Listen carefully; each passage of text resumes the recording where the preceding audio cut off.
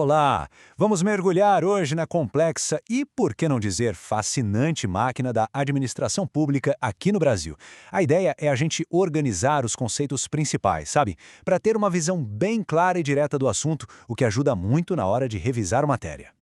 Bom, para começar, vamos direto ao ponto com uma frase que, olha, muita gente com certeza vai se identificar. Ela vem direto do nosso material de referência e captura aquela percepção popular, quase um desabafo sobre o que é a burocracia.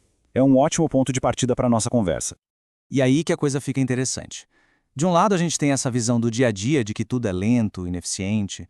Do outro, a gente tem o ideal, a teoria de Max Weber, que imaginou a burocracia como o sistema mais racional e eficiente que existe. Então, como pode? Se a ideia era ser perfeito, por que na prática a gente sente o contrário? É exatamente essa tensão que vamos explorar. Para entender essa teoria, a gente precisa voltar em Weber.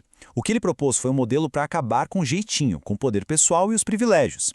A ideia era ter regras claras que valessem para todo mundo e gente escolhida por mérito. E o mais importante, uma separação total entre o que é do Estado e o que é do governante. Esse é o conceito de despatrimonialização, um ponto-chave. Ok, esse aqui é o nosso mapa do caminho para hoje.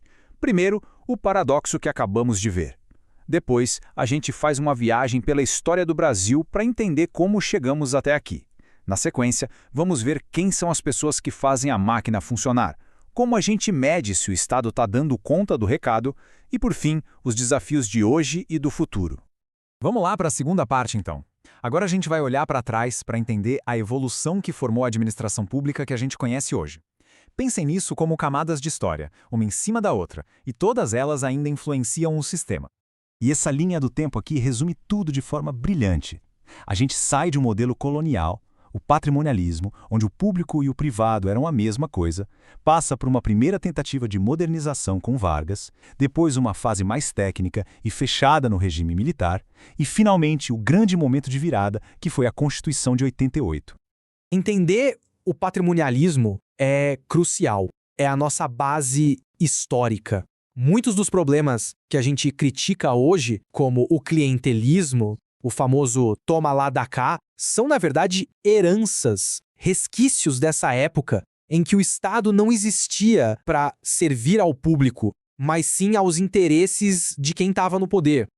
E então vem a Constituição de 88, que foi um verdadeiro divisor de águas. Ela não só cravou a regra do concurso público para profissionalizar a máquina, como mudou completamente a relação do Estado com a sociedade. O objetivo final passou a ser a cidadania, os direitos de todos. A máquina pública agora tinha uma nova missão.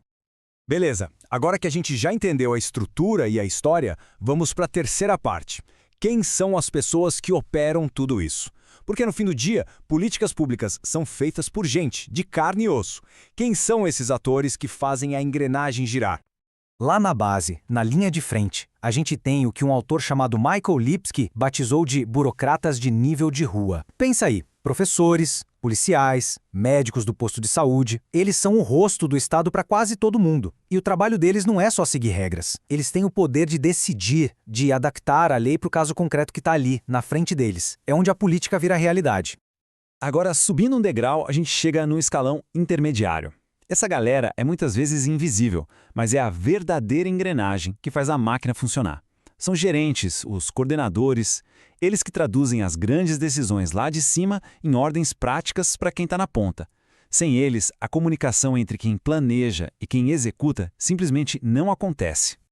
E lá no topo, a história é outra. Aqui, não adianta ser só um bom técnico, um bom administrador. Ministros, secretários, eles vivem na fronteira entre a gestão e a política. Precisam de habilidade para negociar com o Congresso, com a imprensa, com a sociedade. É um jogo duplo o tempo todo. E para entender como esses cargos do topo são preenchidos, esse conceito aqui é fundamental: presidencialismo de coalizão. Quem criou esse termo foi Sérgio Abrantes. A lógica é simples. No Brasil, para conseguir governar, o presidente precisa formar alianças, precisa de apoio no Congresso. E qual é a principal moeda de troca para conseguir esse apoio? Exato, a distribuição de cargos. Agora, olhem só que interessante este gráfico. Ele coloca em números o que a gente acabou de falar. Se a gente pegar os dados de 2015 para os cargos mais altos, os famosos DAS 5 e 6, vejam isso. No DAS 5, 43%, quase metade, eram pessoas nomeadas de fora, sem nenhum vínculo anterior com o serviço público. Isso mostra, na prática, o peso enorme das nomeações puramente políticas lá no topo. Muito bem, chegamos à nossa quarta parte. Com toda essa complexidade de história e de pessoas, vem a pergunta de $1 milhão. Como a gente sabe se o sistema está funcionando?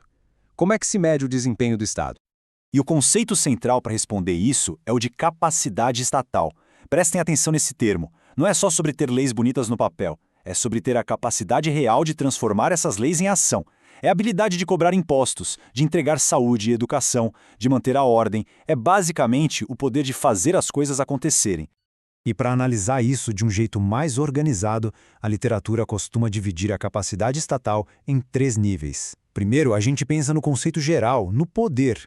Depois, a gente se pergunta, capacidade para quê? É para a saúde? Para a segurança? E por último, como a gente mede isso na prática, com números, com indicadores? É um ótimo roteiro para organizar o raciocínio. Mas tão importante quanto a capacidade de agir é a obrigação de prestar contas, o famoso accountability. Esse é o grande mecanismo de controle da democracia. Ele garante que os políticos e os servidores públicos tenham que responder por aquilo que fazem ou que deixam de fazer. E nisso, o Brasil tem uma estrutura bem completa, pelo menos no papel.